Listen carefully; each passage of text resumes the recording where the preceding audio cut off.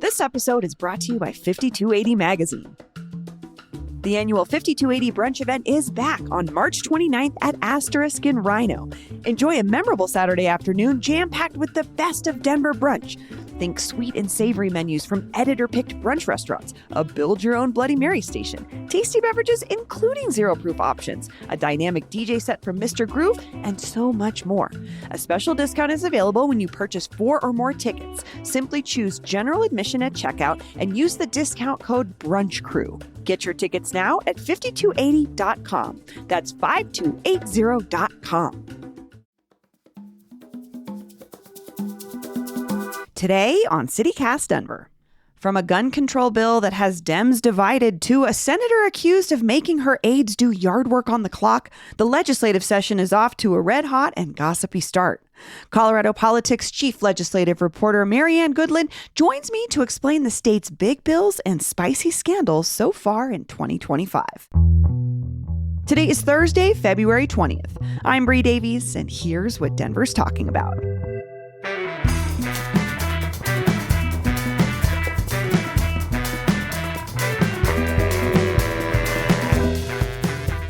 Marianne Goodland, welcome back to CityCast Denver. Thank you so much for having me on again. I love doing your podcast. So before we dig into the legislative session itself, I just have to ask, how's the mood at the Capitol these days? It's more cordial than you might expect. There hasn't been a whole lot of really controversial bills other than the gun bills that have gone through and the Labor Peace Act bill. But nothing. There hasn't been any big blowups yet. Although the House, there's always that potential because that's just how the House works. Well, and you mentioned some gun bills, which we'll get to in a little bit. I know that got a little bit heated, but let's start with this one particular issue related to housing, because we know Denverites are always going to be interested in anything to do with more affordable housing. So there's this new condo defects bill coming this session, but we've had this fight before. Could you kind of explain broadly what the issue is? Sure. The pathway to home ownership in the affordable housing market has always been condos.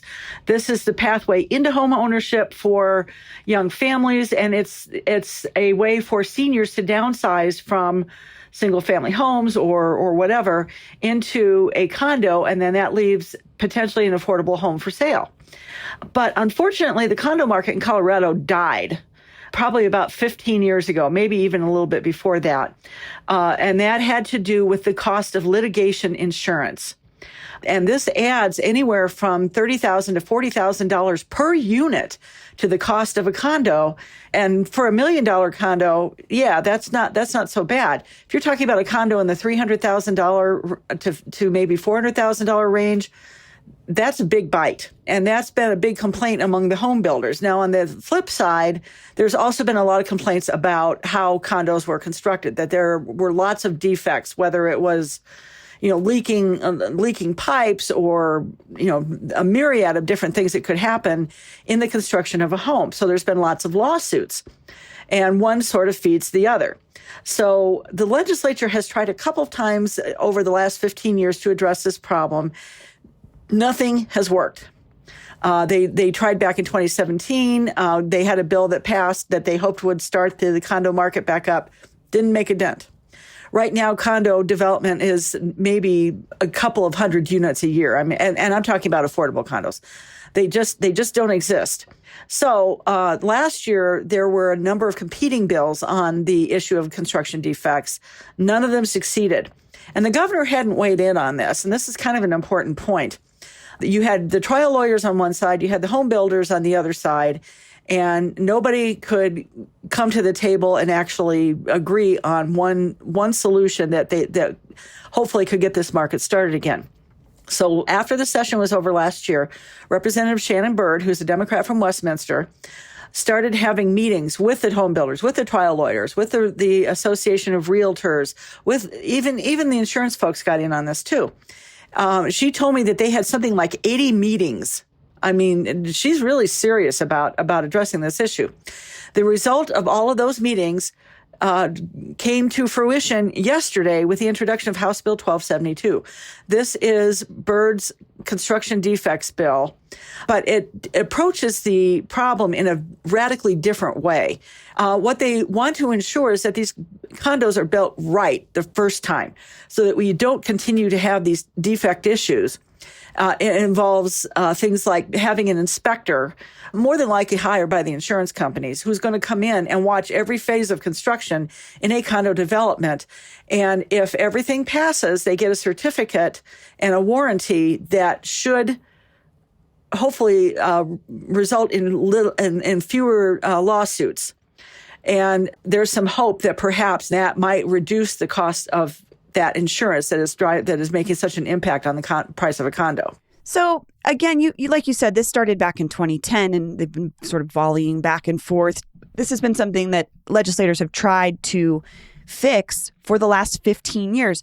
With this sort of unified front of legislators, the involvement of the governor, do you think that that's what's different this time around? Do you think that there could be movement on this issue? The governor mentioned the issue of construction defects in his State of the State address, which is the first time he's weighed in on this. And on Wednesday, there's going to be a press conference, and the governor's going to be at that press conference that's rolling out the official rollout of this bill. And that sends an incredibly strong message to everybody who has been working on this issue. And the sponsorship on this bill is also really important. It's got everybody. It's got the progressive Democrats who have been working on the affordable housing issue from the rental side. It's got moderate Democrats. It's got Republicans of all stripes. And this is bipartisanship on steroids. So, I mean, I have to pull back out on this issue and think about actual Denverites. Have you heard from folks who are excited about condos, or is this just being driven by this lawyers versus developers fight? Yes, because what we're hearing is that if you're a young professional, and this is something that Representative Byrd also said to me, she has a lot of young professionals in her district. These are people who are making good money, who want to put down roots. Renting an apartment is not putting down roots. They want a home. They want to buy and start building that path to wealth, which has been a hallmark of home ownership for decades and decades and decades. And that path is not available right now for young professionals, for young families, for anybody right now, unless you've got $1 million or more to spend. So there is some excitement on the idea, perhaps, of this finally getting that path to homeownership reestablished.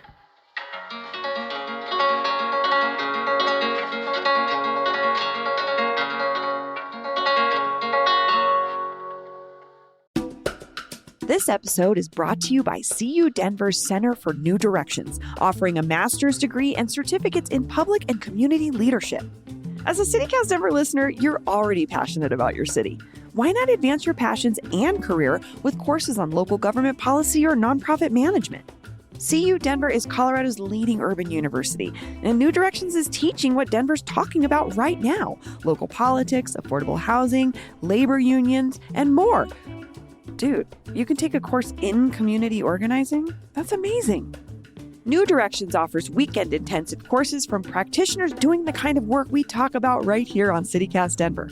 New student scholarships are open for summer or fall starts, or apply by March 17th for a paid Colorado Department of Local Affairs Best and Brightest Fellowship to earn a living and experience in a small or rural town alongside your master's degree.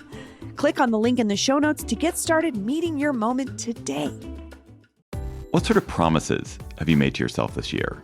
Maybe get in better shape or eat healthier, save more money, travel somewhere new. What about discovering a new culture by learning a new language? With Babbel, you can do that in just a few weeks. I'm CityCast CEO David Plotz, and I'm having such a good time learning Spanish on Babbel this year. I'm taking a trip to Mexico City in the spring, and Babbel is giving me the Spanish foundation that's going to make my trip so much better. Babbel's quick 10-minute lessons, handcrafted by more than 200 language experts, get you to begin speaking your new language in 3 weeks, or at whatever pace you choose. And because conversing is the key to really understanding each other in a new language, Babbel is designed using practical, real-world conversations. And one way they do that is with their own podcasts. I'm a podcast listener. I'm guessing since you're listening to this podcast, you are too. And I have been getting ready for my Mexico City trip by listening to Babbel's conversational podcasts.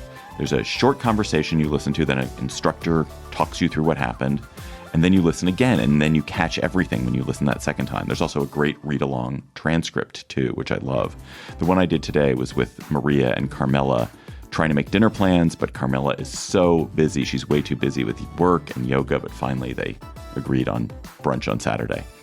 Studies from Yale, Michigan State, and other universities continue to prove that Babbel works. One study found that using Babbel for 15 hours is equivalent to a full semester at college. So let's get more of you talking in a new language. Babbel is gifting CityCast listeners 60% off subscriptions at babbel.com/CityCast. Get up to 60% off at babbel.com/CityCast. Spelled BABBEL.com/CityCast. Babbel.com/CityCast. Rules and restrictions may apply. Okay, we have to move on to this pretty surprising story this week. State Senator Sonia Jaquez Lewis of Longmont resigned just a month into the session. Marianne, can you explain why? Yeah, there were 5 former aides and interns who filed an ethics complaint against her back in January. Though this issue, if you go back in the history, this issue goes back almost the entire time that she's been in the Senate. She has been accused of a hostile work environment, of mistreating her aides and her interns.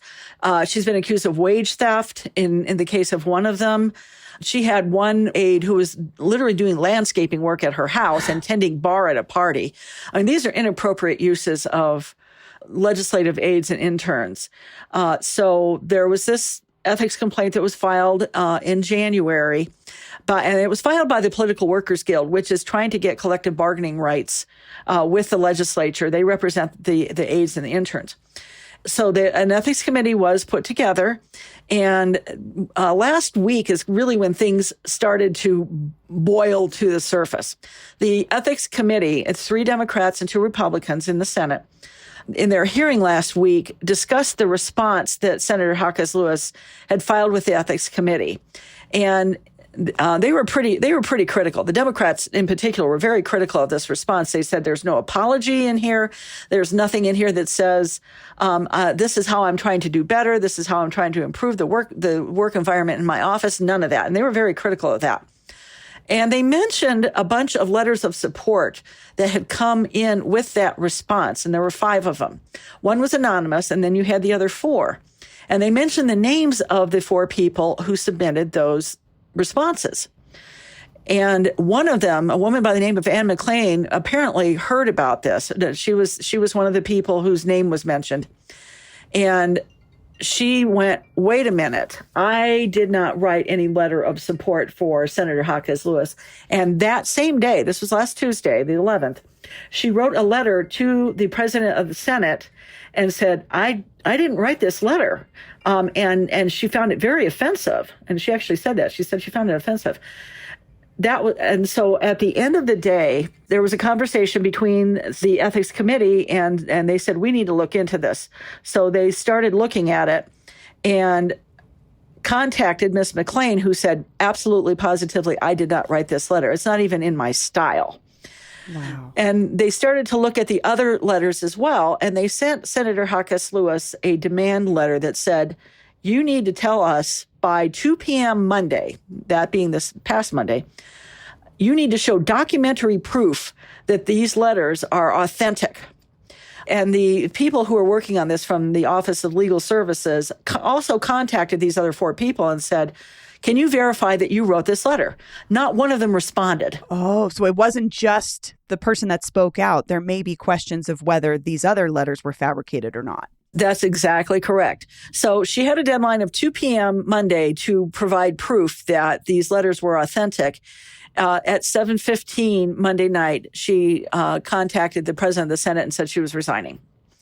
And she made that announcement public on her Facebook page Tuesday morning, very early Tuesday morning. So beyond just this most recent issue with these potentially fabricated letters of support, like you mentioned, aides had said that she had maybe sort of been utilizing their labor inappropriately, like doing yard work or bartending at parties. And I have to ask, alcohol has been a conversation at the Capitol. And I wonder if that is part of this story. Like, do you see, in the context of the bigger conversation last session around the prevalence of alcohol and weed at the Capitol, do you think that has anything to do with this conversation? That I'm not sure about. There was never any mention in any of the complaint, and I went through that complaint pretty thoroughly. There was no mention of abuse of alcohol in any of these situations. But you're right, alcohol has been a huge issue. Last year, there was an ethics complaint against a state senator and who showed up at a Thornton City Council meeting drunk. Faith Winter, yeah.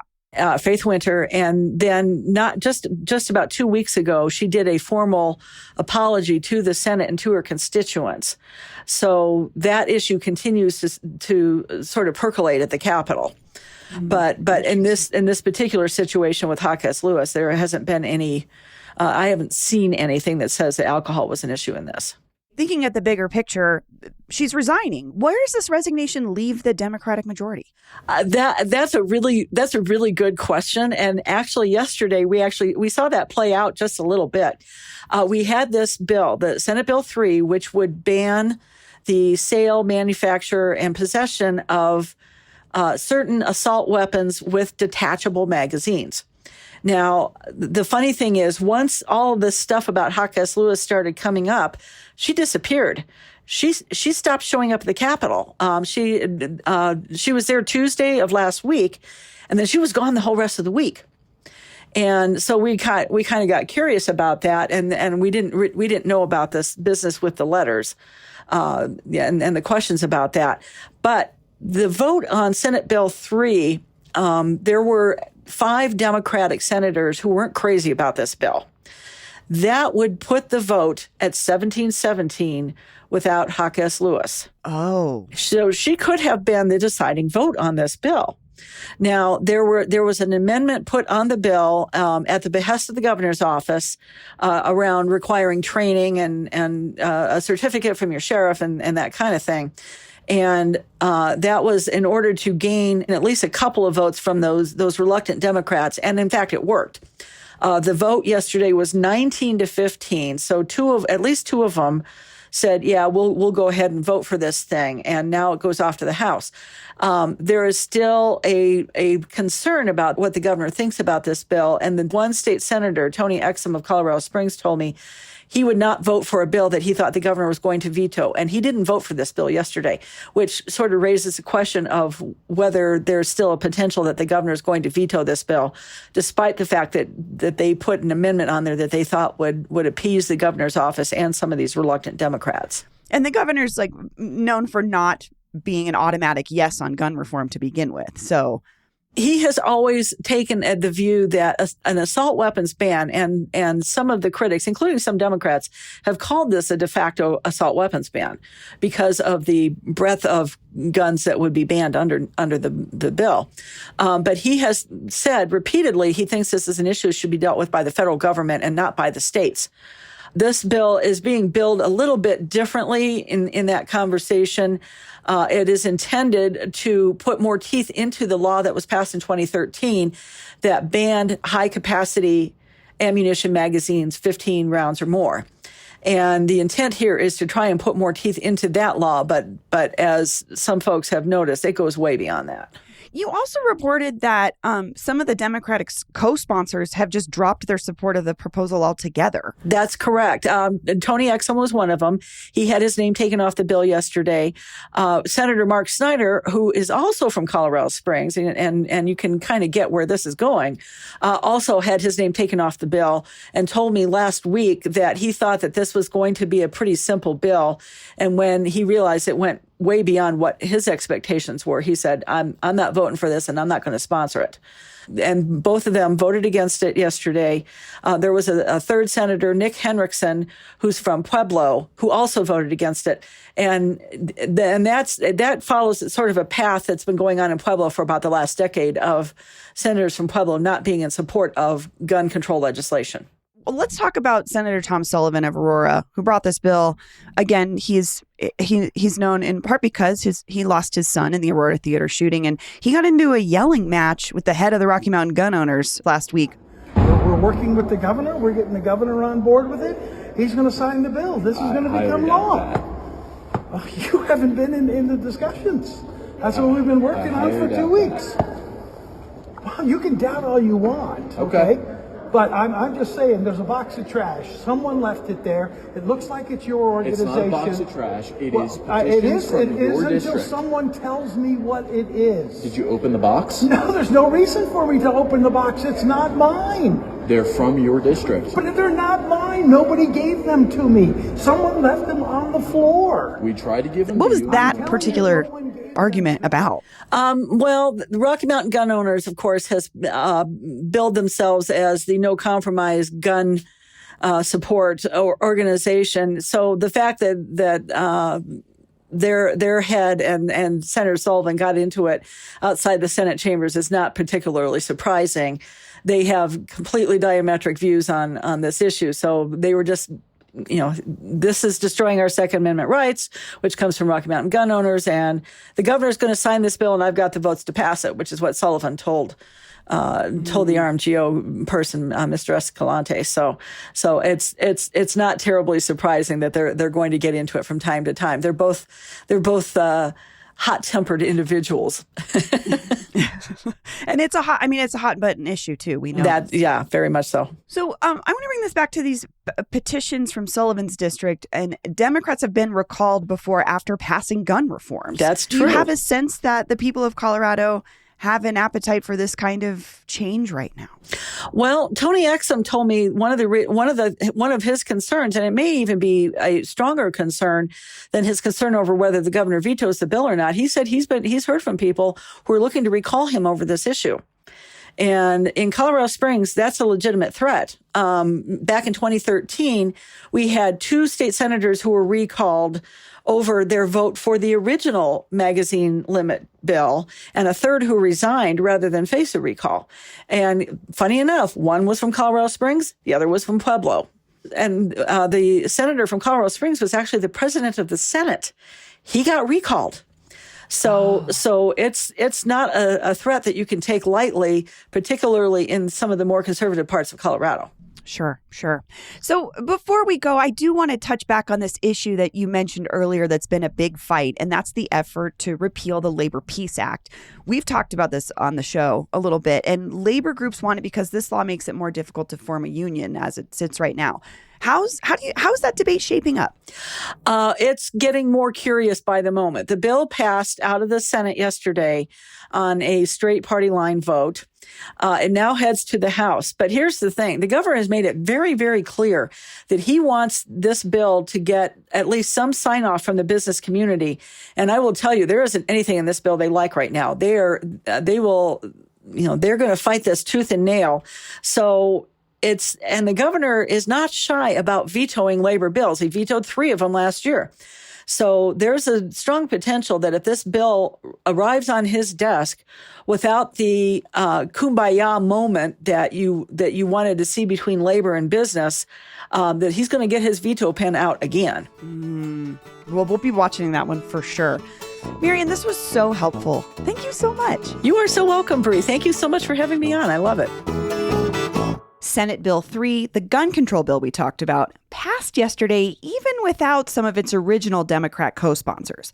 The bill now heads to the House where it is expected to pass, but will still need to get a signature from the governor.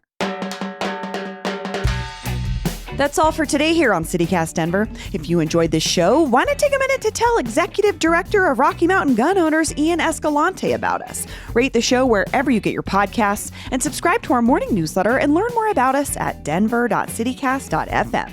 And if you love the show, come see us in person at Heyday, an indoor fair with a distinctly Denver twist on Saturday, March 8th. Get your tickets now at heydaydenver.com.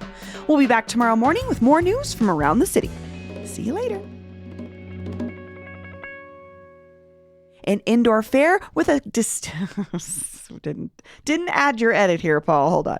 An indoor fair with a distinctly Denver smell. It smells like the Purina factory. Just kidding. Okay.